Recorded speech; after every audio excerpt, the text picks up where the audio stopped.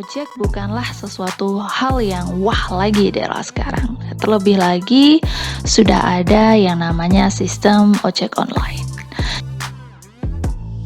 Dan kita tinggal install aplikasi di ponsel kita, kemudian tukang ojeknya akan datang dan menghampiri kita di lokasi kita berada. Dan tidak hanya mengangkut manusia saja, di Indonesia bahkan sudah tersedia jasa-jasa layanan ojek yang bisa kita nikmati seperti pesan antar makanan, kirim barang, serta minta dibelikan sesuatu di pasar, bisa juga menggunakan jasa tukang ojek.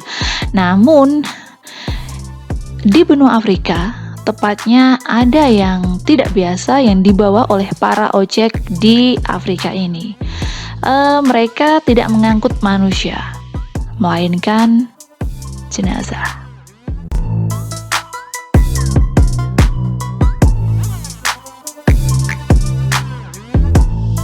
Ya, jenazah.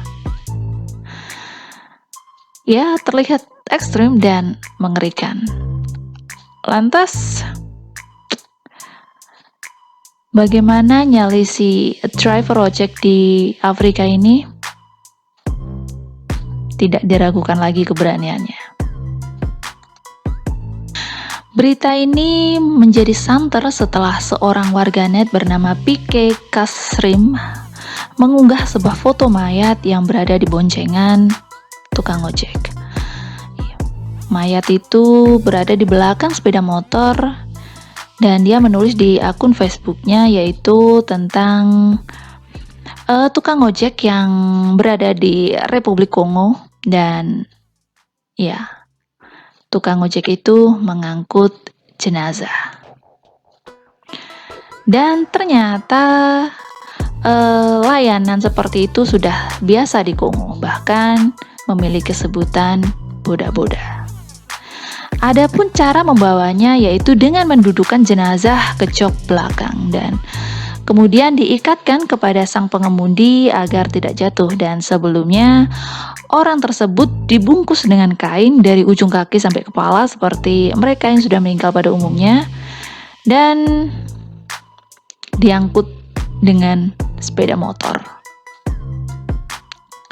Bahkan layaknya ojek yang sering kita temukan, mereka memilih menjalani profesi boda-boda ini tidak lain karena upah yang sangat menjanjikan.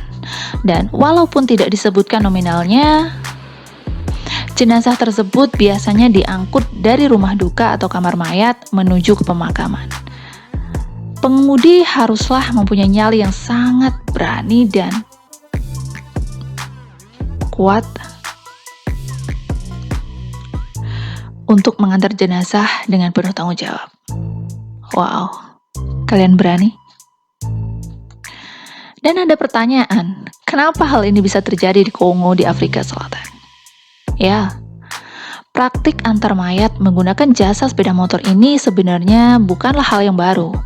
Sebelum ojek berpenumpangan istimewa ini viral, praktek yang sama sudah sering sekali terjadi di Uganda dan Vietnam. Dan kebanyakan keluarga miskin yang tidak mampu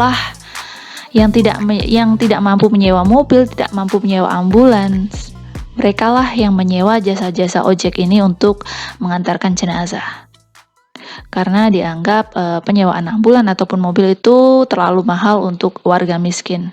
Dan mereka memanfaatkan jasa para ojek ini dan ya dengan bayaran yang lumayan juga tentunya.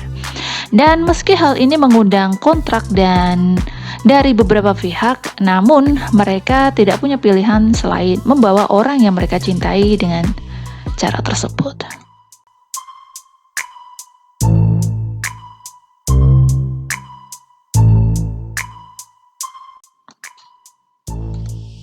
Ternyata kejadian seperti ini juga pernah dialami di Indonesia.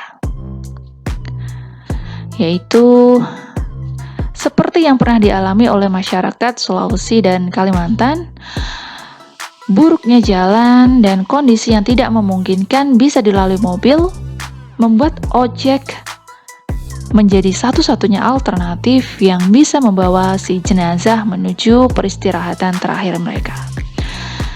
dari rumah sakit mereka diantar menggunakan ojek menuju ke pemakaman, misal dari Rumah Sakit Ulin, Banjarmasin, Kalimantan juga sering terjadi hal serupa. Bila didapatkan keluarga mayat yang rumahnya tidak ada akses kendaraan roda 4, maka mayat akan dinaikkan menggunakan ojek. Sebenarnya jenazah yang sudah meninggal pun harus tetap diperlakukan sama seperti manusia yang hidup. Namun, dalam hal ini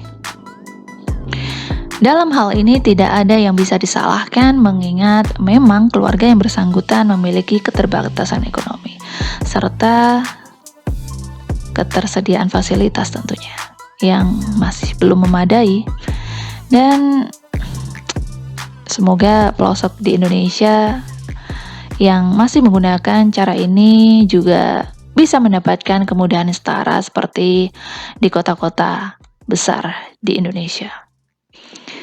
Jadi, menurut kalian apakah jasa ojek ini hal yang bisa dimaklumi dengan kondisi yang faktor ekonomi, faktor jalan yang tidak rata? Bagaimana pendapat kalian?